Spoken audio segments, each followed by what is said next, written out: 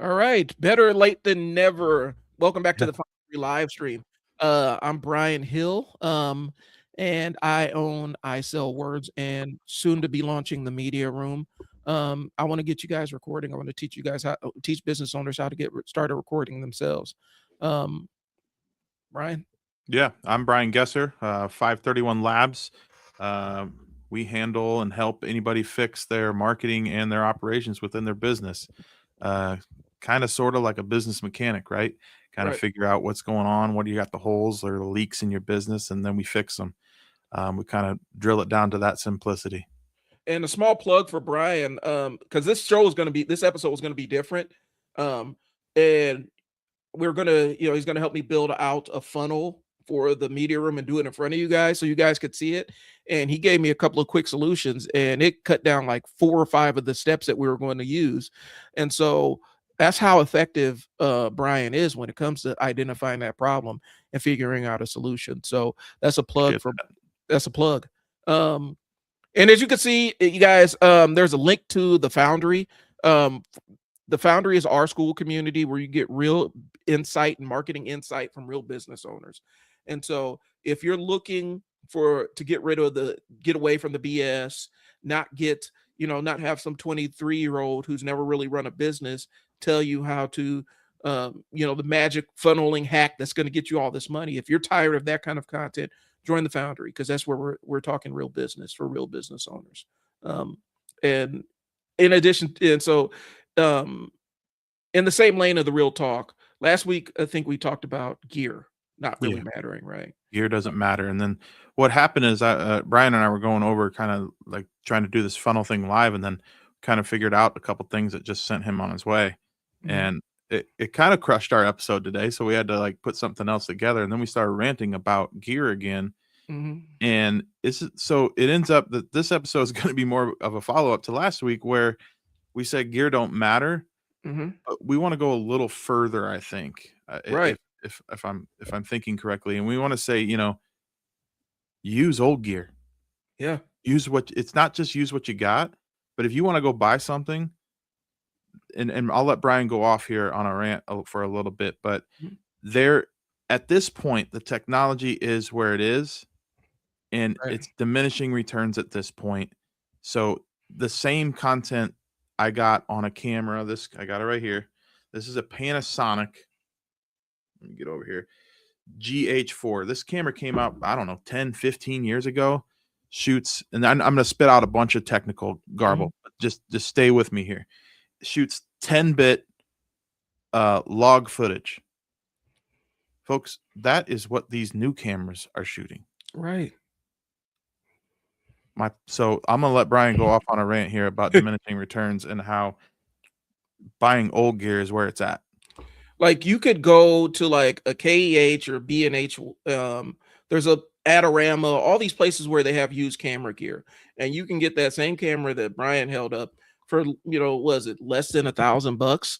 Oh, Uh, that one with no glass, just the yeah, body, you can probably get eBay or places like you're talking for 300 bucks, 3, 400. $300. And I know that sounds expensive. That's eye popping for people that have never done the camera game before. But if you are familiar with dedicated video cameras or dedicated mirrorless or DSLR cameras, that is a steal. And you get 10-bit, you get open gate, you get that's a micro four thirds, right? So Mhm. you get access to a very wide selection of lenses that aren't Affordable lenses. of affordable lenses that you can get into. And that's what you need. Like you go on YouTube and you're going to see all these people, and their job is to market these cameras, right? And so you'll have somebody marketing some camera, holding it up, and here's a $3,000 camera that's brand new with all the bells and whistles on it. You're not going to need any of those bells and whistles. And again, I mentioned diminishing returns. A lot of older gear has all those bells and whistles. Here's an example. So for a long time, my live streams, I was using this. This is a Sony ZV-1. Okay. This has the same sensor as um for a while it was Sony's the video centric one. Was it the Mm. A7S3? This has the same sensor as the A7S3. The only difference is it doesn't have removable lens. So what you see is what you get. It has a zoom lens, but this works just as good. And if I plug it into the computer and put a dummy battery in and plug it into the wall, it'll run forever. I can live stream on it and everything else. And I think the problem is people get so swept up in the brand new. We have to have brand new everything that you think that you need to have this brand new camera to do it. This camera records just as well. Um, there's going to be some caveats as the A7S III. Now, the A7S III is a full frame camera. So Mhm. I mean, it uses more of the sensor. You're going to get more depth of field. And I'm going to tell you something. If you're live streaming or if your video is primarily on YouTube or TikTok, none of that stuff matters. Nope. Not a lick of it matters. And I think people get too caught up in this gear acquisition thing. And you don't need to. And I'm talking to people that are just getting into content creation and people that have been in it for a while. Right. You don't need the $500 mic. This mic I'm talking on right now is $70.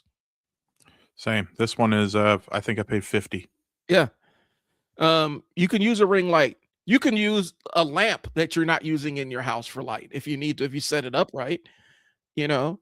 Or just sit in front of a window. Like, Right. I mean, that's the point. I think Brian's getting at, and I'm getting at with all this stuff. And I feel like I don't mean to say the same thing I said last week, Mhm. but I want to push you a little bit more to be like, okay, I get it. You want to do better content. Okay. Mhm. To get better content, you need gear.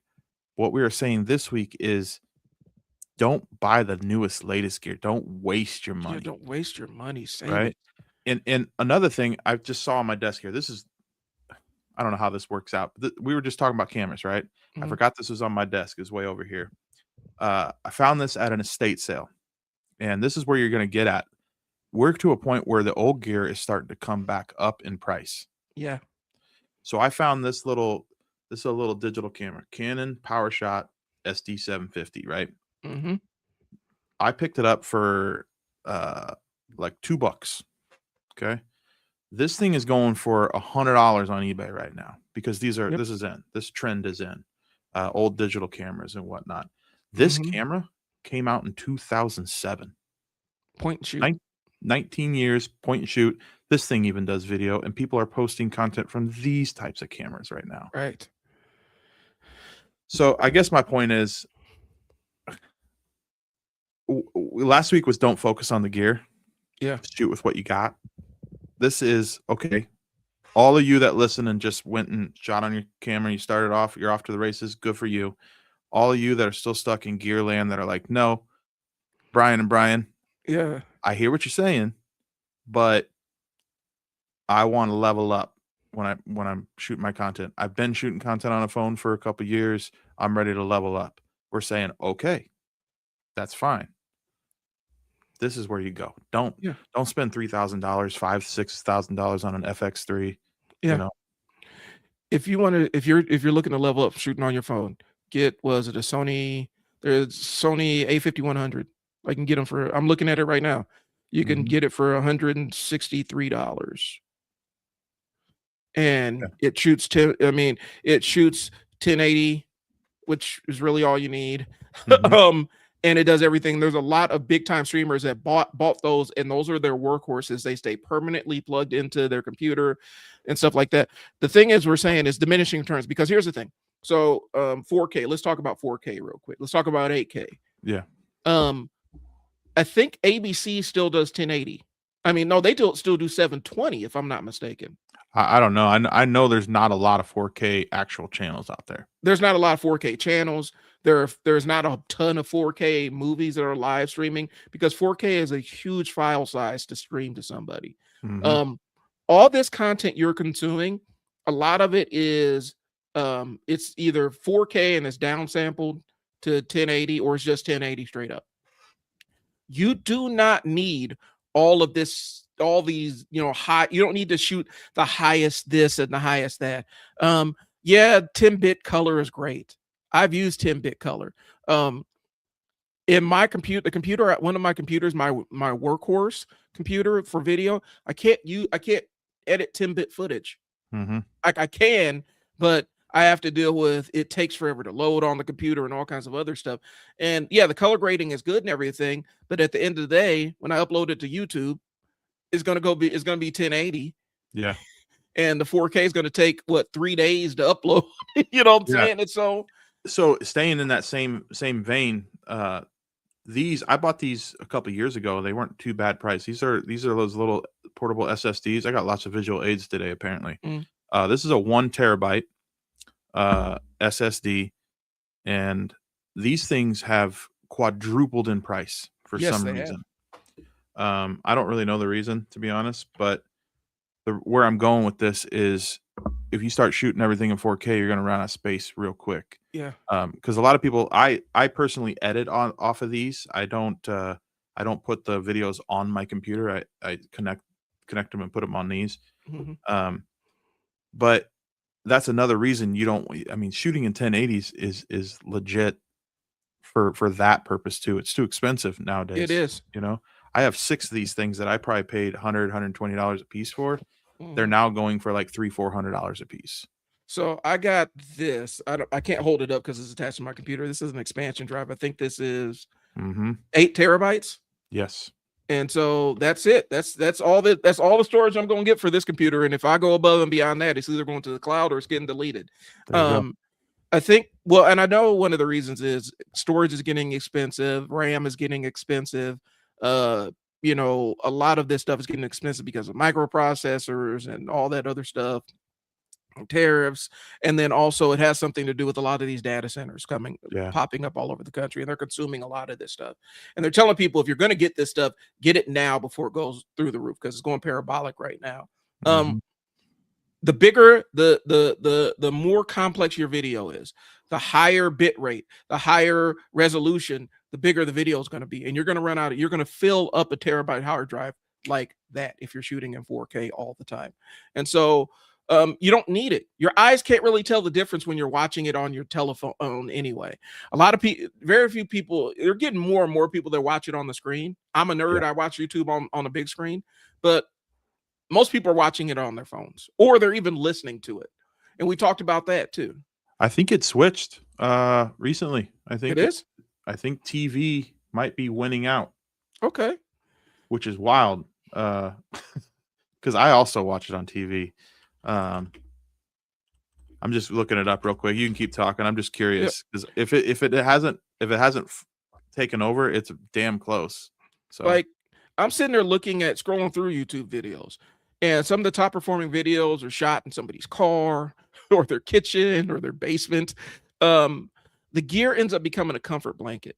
And you get all these bells and whistles. You get the mic with the 32-bit float. You don't even know what 32-bit float does. You never really use it. It comes with a safety track. You don't use that, but it's nice to have. But you could have got a mic kit for half that price and saved your money and put your money into marketing and into buying ads for your stuff. Like I think people are kind of losing track of it. And people are winning right now who just hitting record and using what they got.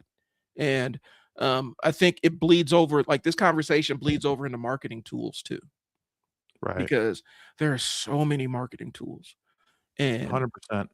it'll bug your eyes out of your head when you're looking at all these marketing tools because there's something that comes out every single week. And Brian can speak to this a lot better than I can. Well, we can. Yeah, moving on to marketing tools. I still say keep it simple. Yeah. I've tried them all. I'm gonna be honest with you.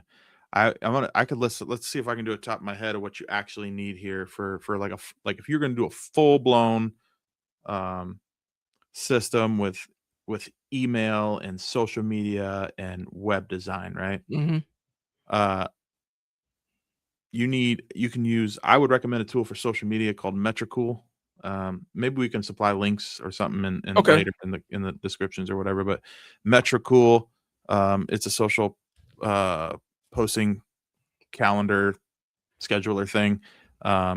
There's a free version that's pretty damn awesome. The only hang up for me as a marketer for the free version is they only do stats for 30 days, past Okay. 30 days.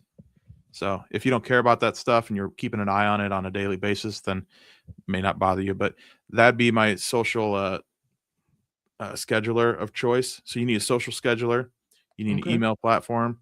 I've been using MailChimp for years. It's what I learned on 15 years ago. I just never left it. Yeah. Nothing's really changed. They can tell me there's AI. They can tell me there's this, that, and the other thing. I do text-based emails 90% of the time. So um, that's simple. And then your websites. This one is where I'm going to have to back up a little bit and go with the new stuff. The new AI builders. You can go to the places like Squarespace. Mhm. They do pretty well with helping you build out stuff. I'd stay away from places like Wix. Oh Um, God. you got stuff like WordPress and stuff, which is what I've been on for the past 20 years or so.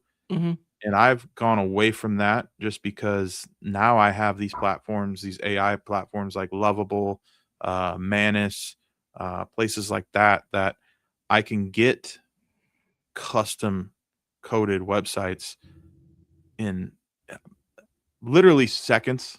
Yeah.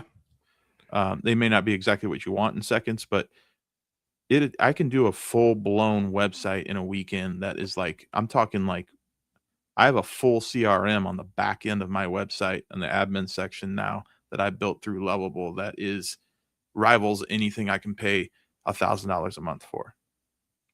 Right? It Yeah. handles all my Microsoft Teams meetings, my Calendly schedule, my proposals, my deals, my tasks. It handles all this stuff I built in through Lovable, and that would have taken me years before, and multiple developers to help me get that done. Shoot, I You might know, have to talk to you for a CRM because I am playing the CRM game and I went through Pipedrive and I don't want to go back to Pipedrive. TBD, Yeah. TBD on if and when I release a CRM product. Mhm. I'll let you get first look. Okay, cool. But my point is here. So let's go back. Sorry, I get off track there because I like to talk about this stuff. Social scheduler, email platform, some sort of website builder. And what am I missing? I, I feel like I'm missing something. I don't think so. Scheduling, emailer, Website. um, As far as building website. funnels, like that's The- Yeah, CRM. yep, the CR and the capture. So the capture side goes to the email, right? So Yeah. we're good. Okay. So that kind of for most people, a CRM, the list of contacts in a email service like MailChimp or Constant Mhm. Contact or stuff like that can actually work as a CRM. Yep. Like, I don't know what else people really want in a CRM. I mean, some people get into that game of like, this handles everything. It shows me, gives me profile and personas based off blah, blah, blah. That's not who me and you are trying to talk to here. I don't think, Right. in the corporate kind of enterprise environment, you can use things like HubSpot that they're okay. But now you're piecemealing. Now you're taking away CRM and that database from MailChimp or Constant Contact or your email, right? Like you're Mhm. taking it away from that. Whereas many people are like, well, I use HubSpot for my CRM and then I connect it to my MailChimp, which connects it's like, dude, just use the email, have Mhm. a social scheduler, and have some sort of website builder, and you can get 99% of what you're trying to accomplish done. And Exactly. and kind of where I led Brian today is, quite honestly, you're nowadays with the AI builders like Lovable and Manus and stuff, Mhm. you're able to forego MailChimp and just have it all in one encompassing. It's your own custom email system that sends out your lead magnets or your follow-ups or whatever. Yep. Where it gets real, where it gets kind of sticky is when you're doing a lot of e-commerce stuff with carts and stuff like that. But Yep. even then, I'd send you to Shopify. You could Shopify. I mean, I know we've kind of dogged them out, but GHL Go High Level Mhm. covers a lot of that, integrates a lot of those features too.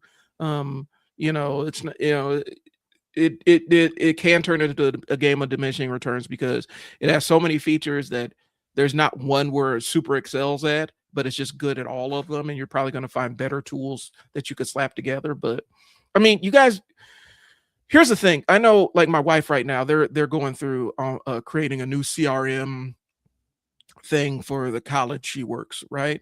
And it's all these meetings, and they have to get all these people on board, and there's all these different figuring out how we're going to integrate all these systems and everything. Your average business owner, you don't need a super complex CRM. No. You could manage it with something very simple. And I think a lot of times we get caught up in the bells and whistles. I think what was the one that Dan Kennedy used to push is Keep. It was a CRM. It's called Keep Now. It's KEAP. But before it was something else. I went and Infusionsoft. Infusionsoft. I went. It was Infusionsoft back in the day in San Diego. Yeah. And I tried Infusionsoft, and I got in there, and within maybe 30 minutes, I realized I was in over my head. Yeah. And then I looked at how much it cost every single month. Yeah. And I'm like, I don't make enough to justify this cost. Let me go back to let me just do Pipedrive and pay this $15 a month for right now. Yeah, for real. And you got things like Go High Level, which are relatively speaking better priced, I guess. Yeah. Than like the Infusionsoft from back in the day. Because I mean, they were up in the multi hundreds into the 1,200-1,500 a month type. Yeah. And all it was, folks, is a follow-up system. And I get it. Back then it was technology wasn't there, and it's expensive to develop. But if you got to send me through a 3-week training as a customer in order to use a product and then pay you that much, no thanks. Yeah. And I'm with you. Go High Level is actually good for a lot of other types of businesses, and there's tools out there that are specific to different types of businesses, right? What I'm telling you right here with these 3 easy things is like the bare minimum that you need. Like if you're a service-based business and a lot of your stuff comes through phone calls, what I'm telling you right now probably doesn't help you much. You need something that has a call tracking and stuff like that. But that's getting advanced, and even then, like you can use a Go High Level for something like that. Right. I think the thing we keep seeing is people spend, like you mentioned, spending 3 weeks to go through a training to use a tool. It's crazy. And especially if you pick the wrong tool, because I think there are a lot of major corporations that pick the wrong tool, and it's almost like they got sold it. They signed the contract for this tool because the person that was the buyer didn't necessarily understand the needs of the people that would be using it on a daily basis. And now they're roped into this contract. And so now it takes forever to learn how to use this tool because it's not really built for what they need. But owners spend a lot of time trying to pick the right platform. Just like you try to spend the right time, you spend so much time picking the right camera. And sometimes you just got to go with the platform you have available and realize that you can always upgrade. That's the idea here. And I think that's the point we're trying to drive home here is like last week was gear doesn't matter. Use what you got. This week, if you want to level up, don't buy the newest crap. Buy what you need to get the job done. And as far as marketing goes, like make it simple on yourself. You can always step your game up as you progress, right? Right. As your journey goes where it's going. But ultimately, I'd like everybody to learn is that it comes down to one thing. It comes down to authentic content, giving value, pushing people to something that you're trying to get. It should be mutually valuable, right? I'm putting out content and I'm not doing it for free in the sense of here it is. I don't need anything from anybody at all ever. No, I run a business. I'm pushing content. So it goes content to something you want them to do, and then you are holding a database of people so you can contact them again. Yes. That's the breakdown of marketing without all the bells and whistles and guru talk and all the bullshit that people spout all online. You could do that. I'll be honest with you. You could do that with a Google Sheets attached to your website. You can capture that with the Google Sheets attached to your website. And then you go through and find those little automation tools like if this, then that. And what's the other one? Zapier. Yeah. Set it up and it could work like that. You don't need this because there's a lot of times, and jumping back on outline, there are people that build like huge businesses with a phone and an email list and a Facebook page. They don't even have a website. um, Right. you know, and then there are people that, they got $2,000 a month in software fees and this $6,000 camera, and the leads aren't flowing, and I know I've been there. Yeah. Where I'm sitting there I- like, how much am I paying for all this stuff? I'd rather spend, $400 or $500 a month to have someone mow my lawn for me so I can have that time back than gear or subscriptions on software. Yeah. You know what It I'm doesn't saying? make any sense it doesn't make any sense to spend all that, um, until the I keep mentioning this, and I think, yeah, I've said it plenty of times, the minimum level of complexity, right? That's the Mhm. concept I lift weights with. I don't need this overblown, complex weight training routine. I need something that's effective, that I can implement, and it's as complex as it needs to be. And I Right. think we get too caught up in, all these winding trails, and this triggers this, and then it kicks you to the squeeze page and all this other stuff. And I love Russell Brunson. I love Russell Brunson stuff, but he is one of the progenitors of all this stuff. Yeah. Where Well, here's the deal though, right? Like Yeah. it's not that like that shit works. It works, does. and it's very effective.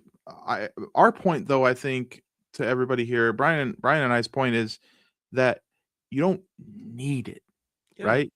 It's not where you're at usually in life. Like you gotta to build a funnel with like all these upsells and downsells, and if you click this, then try to sell them this. If they say no to this, try to sell them that, and it's not necessary. Yeah. It's just not necessary for where 99% of people are at. I've been through those systems. I've set up those systems. They do work. They're effective, but that's not, some people just want people to come in and buy food in their restaurant. You know what I Yeah. mean? I'm not trying to down or upsell, Yeah. you know? Don't upsell me fries. I already got them. I don't want any Right. more. And I think it does go into that. And like I said, Russell stuff is amazing. It's a great foundation for people that are looking to get into digital marketing and things along those lines. But and even he will tell you some of the stuff that later on the funnels get more complex as you add more bells and whistles to them. But you only add those different layers to that funnel when you need them. You don't keep adding complex, and it kicks you down to this squeeze page, and you can opt in here and all this other stuff. You don't do that unless you actually need it. Yeah. And I've used ClickFunnels, and for Same. me, my brain does not work with ClickFunnels. Like I don't know what it was about it. It does not work with it. Yeah. Like the way it works, and they click here and go here and blah blah blah.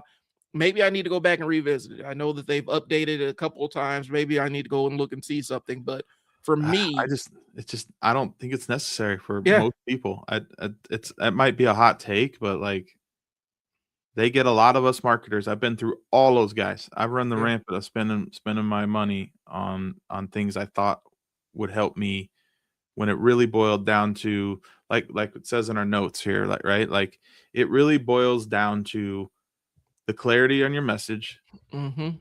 who you're gonna help,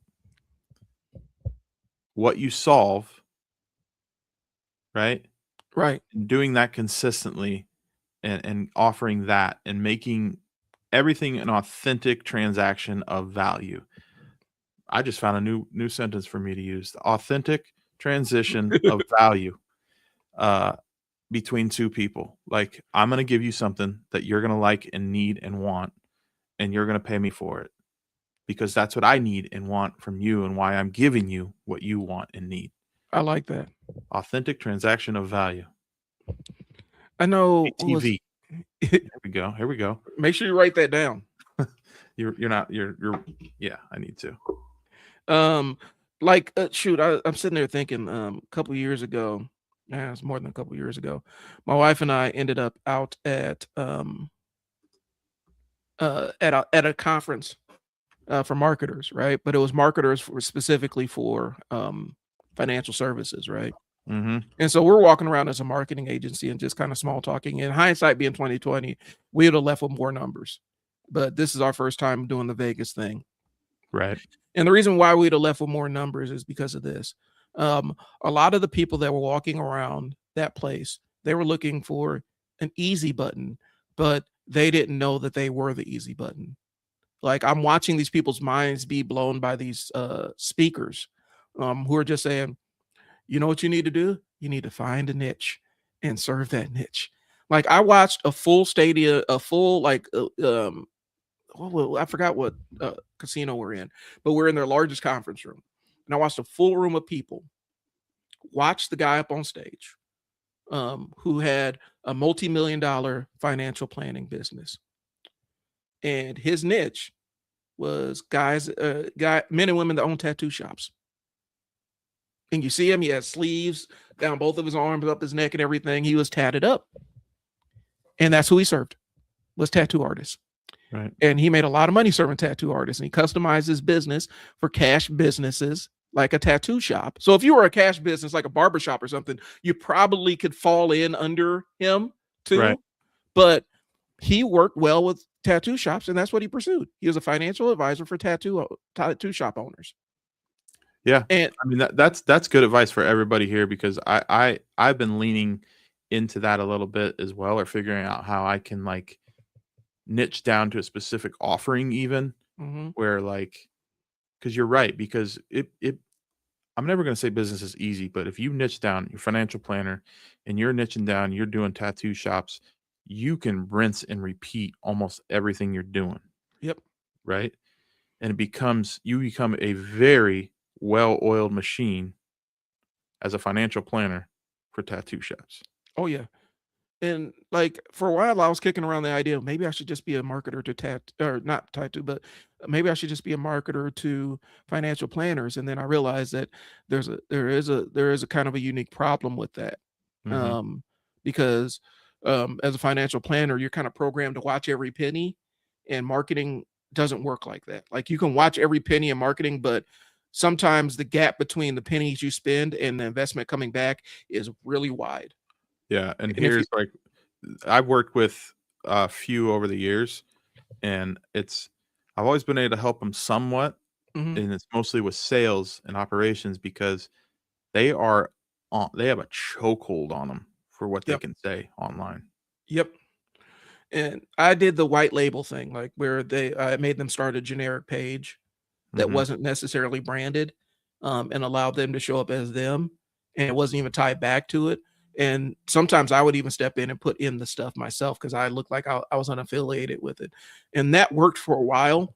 The biggest problem is from that client base for me, I could not explain. It was hard for me to articulate why the ROI, why there was a gap between them paying me and then getting results. And a lot of it had to do with that specific industry is so tied to trust and rapport that you have to establish that well before anything else. And when you're in one of those trust building kind of ones, even if you're doing your own marketing, when you're in one of those trust building based things, it takes a long time to establish yourself as a trusted figure unless you have a brand behind you. Right. And I know if I'm on a tangent, but this is simple. This kind of ties into it. The best marketer I've seen in that specific sector is the Retire Smart guy. Smart guy. He has a talk show that comes on every Sunday morning. Right. And they sit around and talk financial planning and retirement planning. And I know personally that he has more business than he can handle. Right. Because people see him on that show, and then they call the number. And that number, I'm guessing his back end. That number goes to either a call center, now probably have some kind of AI set up where it qualifies people, figures out how much money they have, and decides this is who you're going to work with, this is who you're going to work with, and this is who we're going to recommend out to somebody else. And that's the way it works. But people immediately trust him because he gives them information that they find valuable. And it's the most basic financial planner information that you're ever going to find. But he just gives it and packages it in a way that people can understand it. And they see him on TV, and they see you on their screen. And it doesn't have to be TV. If they see you on your screen, tell them something that is valuable to them, they're going to build that trust with you a lot faster. You're going to bridge that trust gap. So 100%. that is and it's simple. It costs money, but it's simple. Yeah. I think that's what we keep landing on here. Every Yeah. section we keep talking about, make things simple, you Yeah. know, keep it simple, stupid, you Yeah. know? There's no magic. Like, I think people get too jammed up in the fact that you have to unpack, and I even get caught up in it. Like, I Same. find myself asking ChatGPT or asking Manus or going through the internet and finding the magic words I can sequence together, and that maybe there's this magic archaic marketing knowledge that I'm missing out on. And more times than not, it's the very simple solution that I just keep overlooking. Like, no, that's too simple. Right. Yeah. Niche down, give value, you know? Yeah. And yeah, I same trap, you know. We look for the old marketing Ark of the Covenant or something, you know what I mean? Oh yeah. Like it exists. Yeah. It doesn't. And you saw what happened to the people that looked in the Ark of the Covenant. Oh yeah. They ended up getting their face melted. And so That's I what I think feel like after spending $1,500 on Infusionsoft back in the day. My face melted. I did that. Well, I mean, you spend a ton to hire a web designer, and one of my friends does web design, and even he will sit there and say, yeah, they're not ready for this level of web design yet. They don't need all this stuff yet. They Yeah. don't need the aesthetics and everything. They just need a website that works. And their budget speaks to just having a website that works. Or they could just use their Facebook. I mean, you don't need a whole website. You can build a site through Google. I mean, they're not the best sites in the world, but at least it's something. As Right. long as your marketing message is strong, you can capture anybody. So we're saying all that to say this. Whenever you go onto YouTube and start looking up marketing stuff and camera gear and whatever, the person that is plugging this thing and telling you how to use this thing or recommending thing, they're getting compensated to market this stuff to you. They may or may not be users of said thing. And that's the kind of information you will get in the Foundry. Like we will tell you straight up, this GHL dude is trying to sell you into his GHL system, and you could pay $97 a month and have your own. You don't need to buy it straight from him. Right. I don't want to blow up the business model, but that's kind of that's what's happening. What you're paying for usually with guys that the gurus out there that sell GHL or go high level, you're usually paying for something that's been templated for your niche. Yep. So if you want it done for you and you don't mind paying for it, then that's your game there. And you don't want to set everything up and do all that, then that's where you get a benefit from them. But I know where Brian's where his head is the same as mine is like, I don't like people selling stuff that they pretend it's theirs when they're just reselling something. Yeah. If I resell something, I'll tell you straight up, and I tell my customers the same thing. And usually I don't charge them for it. Whatever it costs, I'm just passing the cost along to you. I'm not trying to upsell or resell you something. This is the tool. This is what it costs, But I think that's the more legit, righteous way to kind of, I don't know. That's to each his own, I guess, but I don't like it. It gives me the ick. For me, I would, the way I would phrase it is, here's this thing. If you want me to set it up for you, here's how much it's going to cost for me to set it up for you. But once I set it up for you, it's yours. Yeah. And you're going to have to maintain it. And this is where you go to maintain it and all this other stuff. If you need me to do anything else with it, just give me a shout. But I know that, and like I said, we're blowing up people's business models. That's not what my intent is. Right. But what I'm saying is the tools are out there and they're available for everybody to use. You just need to figure out the one that makes sense for your pocketbook and implement it. And then once you master that one or get the maximum benefit out of it, then you upgrade. It's like buying a pickup truck, your intention is to pick up, I'm gonna buy this pickup truck and haul a bunch of stuff, right? But then you buy the pickup truck and you never haul anything in it. And now you're paying stuff for everybody else. Yeah. And you don't really need you don't need that much car for what you're trying to do. I think that's the rabbit hole people get into, and it's counterproductive. And I think one thing we should touch on is I also understand, and I'm not blind to the fact that a lot of you out there that are business owners and not marketers or not content creators for your career, you don't have time to do this stuff for yourself. Right. And I know that's where some of this can lie at your feet, and you're going, well, "That's great. All this is great information, guys, but what if I don't have time to learn MailChimp. I don't have time to learn Lovable AI and build my own website. Where do we go?" Well, that's when you do go find somebody. I mean, if you're in the Foundry, there's people that do that, including myself and Brian and Mhm. stuff like that. That's when you do contact someone like us Right. and have us handle those things for you, because I understand that. But if you're grinding, you don't got the budget, and you want to just learn from the experience of both us, 40 years combined in marketing and operations and sales, and then other people that have, their boots on the ground where they got retail shops, they got online stores, they got whatever, they can teach you some stuff too. You can learn from each other that, oh, I've had that problem. Here's what I Mhm. did and it worked great for me.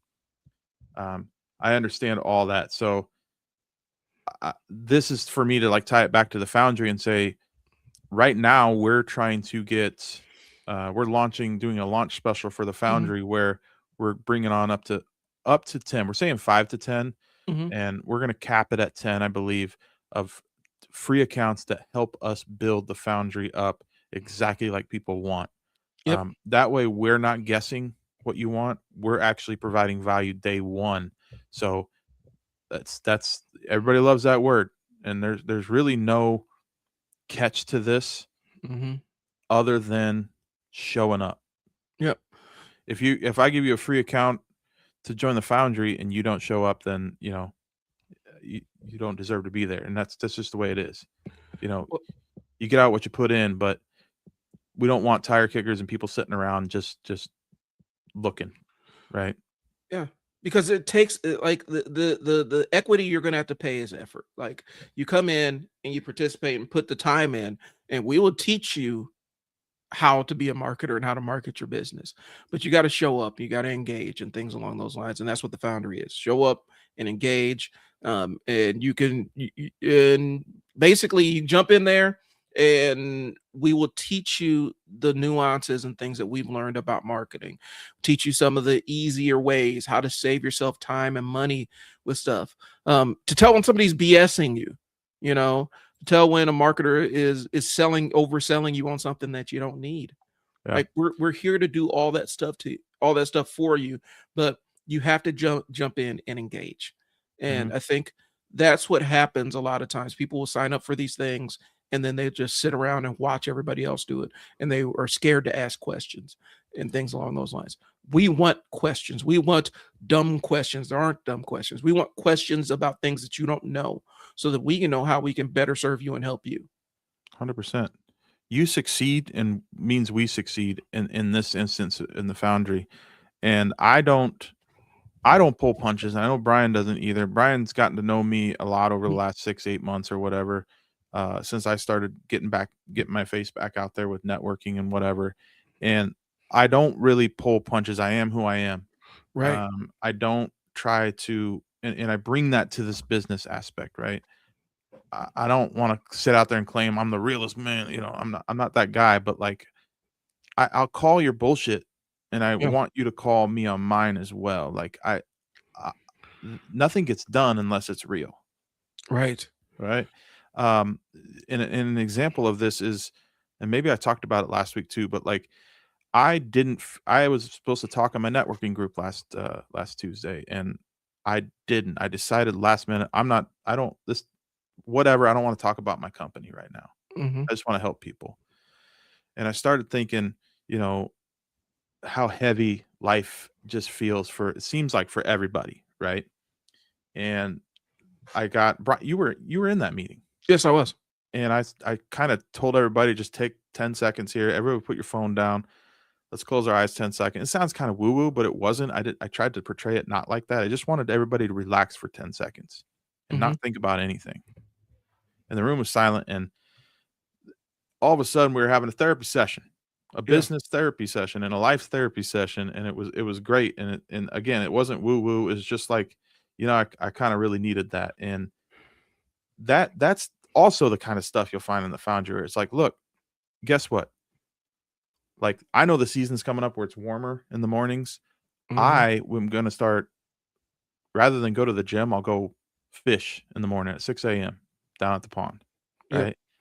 Just to clear my mind. And that's my moment every day to get clarity and before all the chaos starts, right? Right. And I believe people need that. And that's the kind of stuff in the Foundry that you can find too. It's not all numbers and this and that and money. Like, what's all the money do if you ain't happy? Yeah. You know? We're trying to help you build a business that works for you. Yeah. And I think a lot of times, because it is, you build a business that doesn't work for you, and then you're held captive by a job that you hate. Mm-hmm. And there are points in this year where I had to sit back and look and say, I don't want to do this. And there are money opportunities I probably walked away from because I'm like, this is going to turn into a job that I don't want.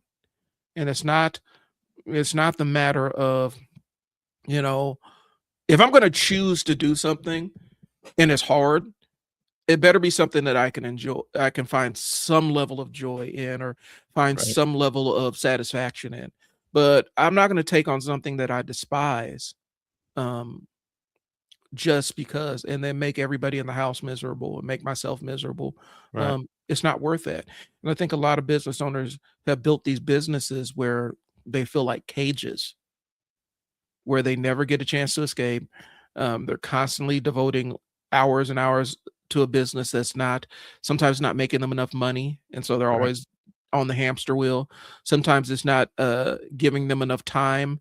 It's not scaling enough and things along those lines. And the Foundry can help you with that kind of stuff, teach you the aspects of scaling, to teach you how to outsource some of this stuff, whether you need to hire somebody or whether the solution is available online. Yeah. In the form of an AI assistant or something along those lines. But you got to sign up first. Yeah. And that's where the freedom comes in. You have the choice to sign up and you have the choice to engage. We're giving you the opportunity. Come sign up and we can help you out. Yeah. And you'll be seeing more from us. I'm getting a page together for them to sign up and kind of apply for the free ones. Yep. If you want to skip the line and you want to start paying now, and you feel that feels good to you, feels right to you, we're down for that as well. Yep. The reality is here, we want to build it for people, we want to build it with people and for them, not just us making it up as, something we think a certain persona wants. That doesn't feel righteous and real to me. So Nope. That's all I got today. It's another short one, I guess, but Yeah. we're all over the place, and in a good way. Value packed. Yeah, value packed. Remember one thing. Wait, let me pull it up because I already forgot. Authentic transaction of value between you and your customer. That's what you need to focus on. Yeah, that's all I got. All right. Well, that's all I got too, guys. Thanks for tuning in. Join the Foundry. If you're seeing this on Facebook, the link is in the comments. Once this goes live on YouTube, well, once I get it processed on YouTube, you'll see the link for the Foundry there too. But we appreciate you guys tuning in. We'll talk to you later. See you Peace. next week. Peace.